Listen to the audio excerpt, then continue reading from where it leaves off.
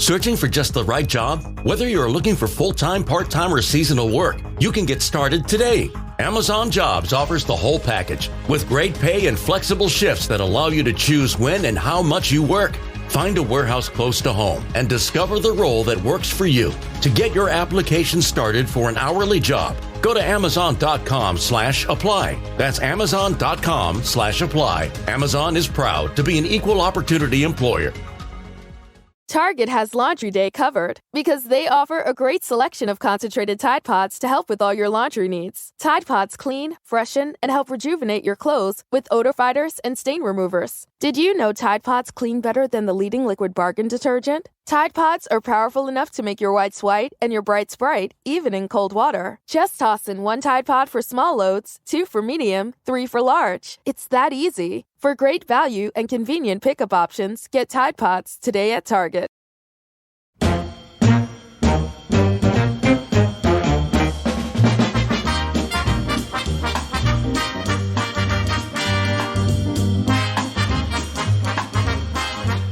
Hi, everybody. This is Ed Mann, the executive producer of The Real Brady Bros, and I am very proud to introduce The Real Brady Bros themselves, Christopher Knight and Barry Williams. Hello, boys. How you doing? Hello there. Hey, Ed.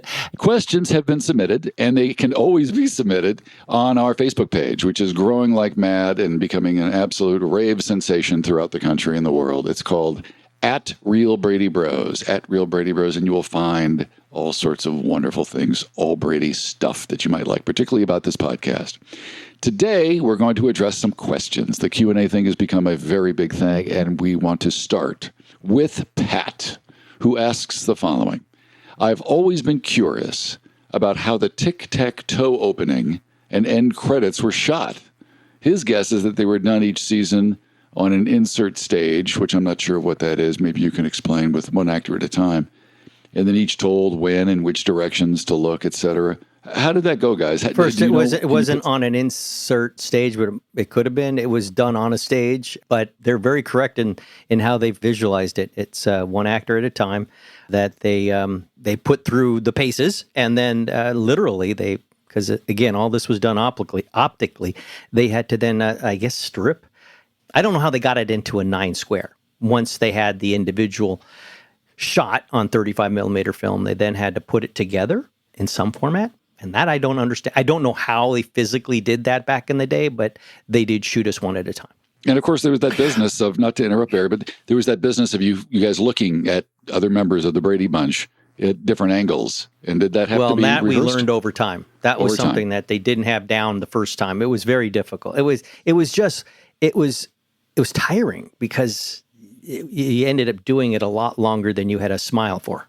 It was. I remember that what they ended up doing was they would actually use stands at the different heights, and one season I recall that they had their like the 8x10 publicity photos, and they would just put them over there, so you'd look a lot down for one person, and then a medium across. I was on the top level, so I would just be straight across if I wanted to see Marcia or Robert Reed. I sure wish we had patented that, though, because when Zoom came along, we could have been like really cashing in. Wouldn't that have been something? Yeah, we zoomed. Well, I think that frankly, the idea of putting a gobo up in a sight line, was something that we came up with.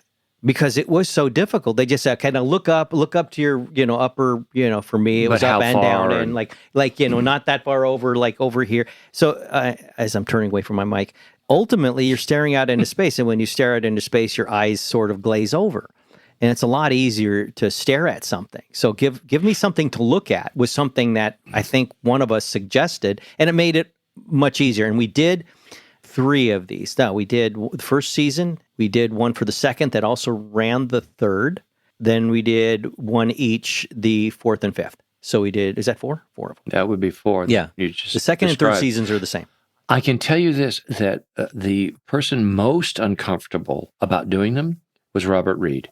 He just didn't like doing them at all because the smiling deal for him, and to hold a smile for that long and pretend he was seeing. He never was comfortable with it. Pretending is kind of acting, isn't that part of? It's static, though. It's true, but boy, the soundstage that we were in, that is as dry as it gets. There's no activities, just like Chris is saying, you're just really kind of staring off into space or these artificial little music stands. I mean, it really is something that a model does a lot. I mean, this is that what we did in those squares, though we did it on film, meaning motion pictures, they do all the time in front of a photographer. And there's a lot of motion in what they do, but they're free balling it, they're free reining it when they're doing it. They would have been more trained at doing something the likes of which this was than we were. But putting the photos up ultimately gives you something to look at and smile at. Right. It all makes sense, but ultimately over time, they didn't set anything up to begin with and got the results they got, and they could get better results by following some of the suggestions that we made, and that it made it actually go by quicker. They could get it done more quickly by following our lead and doing a little bit more prep beforehand. So but it's an interesting question. I don't know how they got it cut up into 9 pieces onto one piece of cellular. I think what they ended up having to do was rephotograph it off of a screen. Like they were running it on 9 different screens. Yeah, they didn't have the advantage of any kind of CGI back then, any kind of digital technology. This all had to be done. And, it was very much craft, to make this happen. What else you We're going to move it along here before Chris goes down with his famed rabbit hole. Help me out of this rabbit hole. Here's one from Mike. Which episode was the most far-fetched? He votes for 2 Pete's in a pod. What do you think, guys? Which was the craziest, most outlandish? Well, I have an answer for that one. Oh, yeah? There was this episode where Greg and Marcia were supposed to have a drive-off, and she was asserting, Marcia was, that she was a better driver than Greg. I scoff. And the test was to drive through this little course, and then there was a cone at the end of it with an egg on it, and then the person who got closest to the cone without knocking the egg off won. Now, one would have to know a little bit about our television sister Maureen's driving skills and abilities to know just really how far-fetched this would be, that Greg could possibly lose a contest like that. Still bitter after all these years. Against her. I'm just going into the unbelievable far-fetchedness of it, just to answer the question. You're very lucky this question was asked. So at the contest, Marcia, pulls up, and she's a little bit nervous. Greg pulls up to it and gets about maybe 4 inches away from the cone and misses the brake and hits the gas pedal. I'm thinking nobody who watched this show believed it. Did you argue that point? I mean, did you as an Far-fetched. actor say, listen, my character wouldn't do something so stupid. Can we just run into it, like take it too close and knock the egg off? And risk not getting a check for the week? No. Just suggesting to them a different way to play it out so you didn't look like a complete moron. Thank you, Chris, for that commentary. I just played it that I got kind of choked up and nervous and hit the gas pedal. Yeah, but he's a choker. I don't think I really pulled it off, and I don't think anybody really believed it. So I think that was the most far-fetched. Well, Mike says that he believes that it's 2 Pete's in a pod, and I can't disagree with him that you find somebody that looks exactly like you to be able to pull off a double date. But if we're going to go down that route, what about Sergeant Emma? Well, that's when just Pete's in a pod, just so everyone's clear, you're playing double role. Double role. But I mean, Right. the premise is that you find somebody at school who looks exactly like you, and that way the second date that you set up can be satisfied by another person, and they won't even know that it's not you. That probably is never going to happen. But I mean, the 2 Pete's in a pod, Mike is thinking that's far-fetched. So is the one where Mike and Carol play their own parents, their own grandparents. Somebody's we never knew existed, but did or It was did like a we know Twilight existed? Zone episode, as I recall. Yeah. And then what about A and B? So a recent question came up from Kara, my wife, about the Sergeant Emma episode. She suggested, because in real life, Ann B. Davis had a twin sister. Yeah. And So that makes it not so far-fetched. and Emma wasn't a twin. She just looks exactly like Anne because Anne played her. Kara said, did they ever think about like using Anne B's twin sister in that role? And well, no, you've got Anne B, who's an award-winning actress, and her sister might have been a twin, but wasn't an actress. So different. Okay, yeah. So I guess Mike is pretty much right on par with the craziest thing there.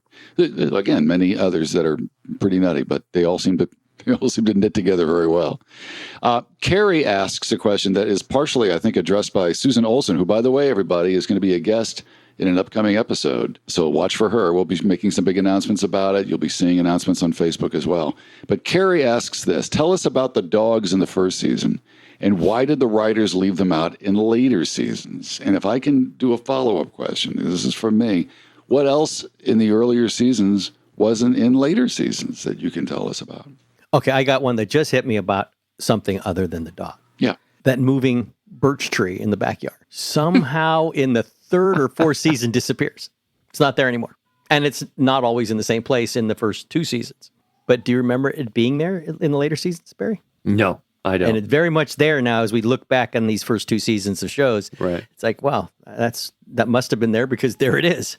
Things would change. Oh, on the animals, Tiger was in our first episode, what we call the pilot. Now, a lot of people don't understand that the pilot is filmed nearly a year before we actually went to series. So that dog was no longer available when we started. That was our second one. I believe we had 4 total dogs. Well, one got run over while we were filming an episode and killed while we were filming an episode. The flea powder episode where Jan was allergic to the flea powder that Tiger was using, and the boys thought that we're going to have to get rid of Tiger.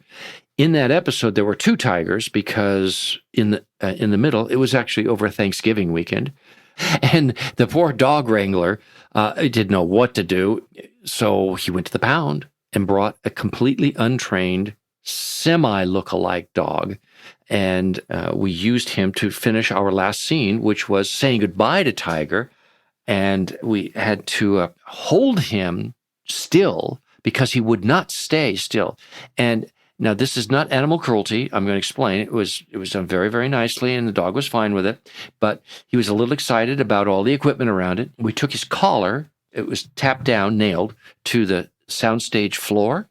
And then Tiger was laid down, and his collar was put around his neck.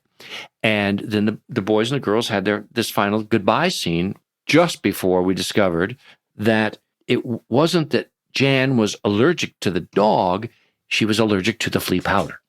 So that was that. And then we did not invite that Tiger back again because he was completely untrained. Well, there you have it. Okay, guys. So the next question we have is this, and this comes from Bryant, and asks on our Facebook page, in the episode where Jan was trying to find her niche, she ended up choosing painting. Was art actually imitating life at that point? I believe so. You think? I don't think anyone knew that this is where she'd apply her talents or recognize that she had talents at this point in that area. I mean, other than some kids are able to draw and other kids aren't, and she was a little better at it than others. But that she would pursue a professional career as an artist is not something I think at this point she had a clear idea on. So although when people know how to draw, I mean, they can see it. You can see, she does watercolor, she does oil, she does really, really good work. Mm-hmm. She's quite talented. And when we did the HGTV Brady renovation show, there were pieces of art that we couldn't find, and she duplicated, and then she also added some of her own work into the house to fill out the set, which is nice. So maybe it's not art imitating life. It wasn't imitating yet. It was forecasting. Right. Yeah, it's a precursor to her future role as an artist. That's wild. Isn't that something? Mike asks this is for Barry. Did you enjoy your time playing a villain on General Hospital in the 80s? And he said you were great. Thank you. Yes, you bet I did. I like the medium, the soap opera medium in the sketch. Well, it's almost like taping live.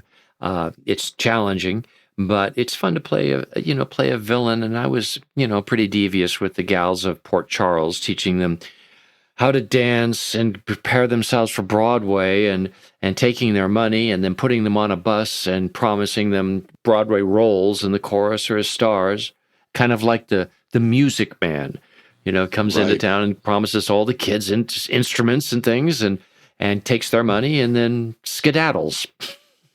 So yes, it was delicious. It's a good reason not to go to Gary, Indiana. You could get fleeced by the Music Man. Be a major problem. Finally, one last question. This is from Russell. He asks... Apologies to Gary, Indiana, by the way. Sorry, Gary, Indiana. I don't mean it. I love you, and you're a wonderful town there in the plains near the lake. How did both of you feel about the show being canceled? Did you want it to go on? Were you happy to end it? What was the thought? I don't know, Chris. You tell me. I don't know how you felt about this. I was happy. I wanted it to be over because there were other things I wanted to do, and I was feeling that I kind of outgrew what the show required of me. And wasn't at all sure I wanted to be an actor because it wasn't something that I really selected for myself, something that just sort of happened, and I was grateful for at this point. But looking then to pursue other things, that sciences and so forth, that were really something that I was interested in, engineering. And so I, as I say that though, it was also sad because this was a family, and I would learn that deeply after it was gone. I mean, there's something very true about missing something once it's gone. It really understanding what you had by having it not there anymore. And then it's a lifelong quest of understanding how important this family was in my own growth and setting who I was am as a person. I think that it's important to understand that we all anticipated getting back together again for a sixth season. We were told that our show was as popular as it had been, and that we would be picked up. So when we were saying our goodbyes at the end of season 5, it was so long. And then at one point, very close to when we should have been starting, I got a call from ABC, and this gentleman was charged with calling each of the cast members in person and delivering the news that our show had been canceled, and that was final. That did not settle well with me. I had other plans. I had, over the course of the years, become very attached to the environment. I like making television. I like making films. I like the schedule. I like, pretty much everything about it. We felt very connected, and I felt very connected to our cast members, and I wasn't going to get to see them anymore. And I didn't know what was next. There's a great security blanket in having a show and income and being relevant. And I didn't want that to end. And I was hoping that Greg would go to college. So I was devastated by that, and that I didn't get to say good, clean goodbyes. I went back to Paramount and walked the set, walked through it, and, had to have closure and, and say goodbye. So it was a pretty big setback. Interesting. I didn't have the feeling we were going back. And part of that was that we had 5-year deals, and there was no renegotiation ever started on what the contract would look like if we did have a sixth season. And maybe that was forefront of my mind because it was something discussed, between me and my mom.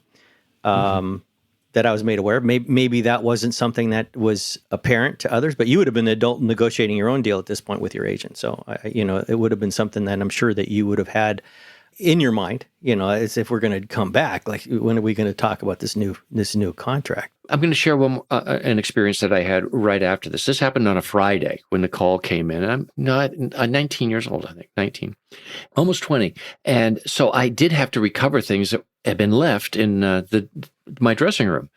And so I pulled up to Fritz, the guy at the gate who let me in every day, every morning for 5 years, and said, he says, "Good morning, Barry." And I said, "Hi." He said, "What's up?" And I said, "Oh, well, the show's been canceled, so I'm off to my dressing room to pick up my things." Great. Got it. Do you have a guest pass? Immediately.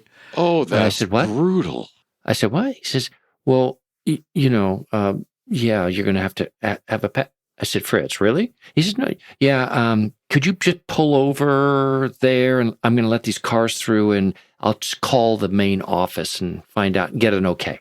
So I, like a dog with a tail between his legs, I pulled over, and he calls and he says, Barry, okay, come on. This is what we can do. You can go in and don't go to the sound stage, but make a left and then go to where the psych lot is, and in the general parking area, park there, and you'll be fine for 2 hours. I said, okay, yeah, so now I'm thinking, right, I'm going to have to waltz everything I've had in this dressing room, over, which was quite a ways away. So I just drove over to my parking space, This happened on Friday. This is Monday morning, 2 days later. So I pull over to our soundstage 5 and to my parking space, and my name has been painted over, and a new name is on it. Oh, gosh, this really is over. So I parked there anyway, and went into the dressing room and got my stuff and waltzed it out and filled up my car and said goodbye to the set and left. And no, I did not feel good about that at all. I was scared. I mean, I felt like I'd just been erased. When did you start parking on the lot? It is not well known that we... Same time you did. I don't remember when that was. Yeah. It was a fifth season. I think it was the fourth and fifth season. Could have been third, fourth, fifth, but it was at least the fourth and fifth season. When did you get your dressing room on the set? Fifth season? About the same. No, earlier. So I think I'm having to guess here. Third season dressing room, fourth season we had parking spots. We paid for parking, monthly parking, off the lot. Can you believe that? They wouldn't give us parking on the lot. Yeah, it wasn't negotiated into our deals. So it was, at least in my tender mind, well understood that the deal that they had structured with us, that 5-year deal, was at an end, and the negotiations were going to be quite different at this point. And something like parking was going to definitely be, the part of it. Yeah, the brutal but I mean, literally, it was like $100 a month or something to park, right. Outside the lot. And they didn't cover that. It's like, well, if we come back for the sixth season, everybody gets their own Winnebago. Just like it was amazing. Anyway, it's all worked out just fine, but it was but it's these moments in time, in all our lives, where something happens and you just get that stark realization. Wow, that's over? Oops. Oh my. Oops. God. And it could have gone the way that most series and most jobs, as an actor, you're really facile at making new friends quickly and then never seeing them again because it's just a constant turnover. And in our case, it was 5 years, but it could have 5 years that just ended. But in our cases, it just continued to get recognized as something that wasn't completely dead. And we're, like on a 7-year cycle to be invited back to do something. Maybe even sometimes less than a 7-year cycle. So it's, it continued to exist. And here we are now. Here you are. Yep. Reliving it. Reliving the horror was the parking lot. Well, no, I mean, reliving the joy of it too, through the podcast. I'm kidding, of course. Guys, it was wonderful. What a revealing podcast this one is. The Q&A number 5. This is historic. I love it. Thanks so much. Barry Williams, Christopher Knight, the Real Brady Bros. Get on the Facebook page, ask questions to your heart's desire at Real Brady Bros. At Real Brady Bros. That'll bring you there. And we'll see you guys next time. Thank you all. Thank you.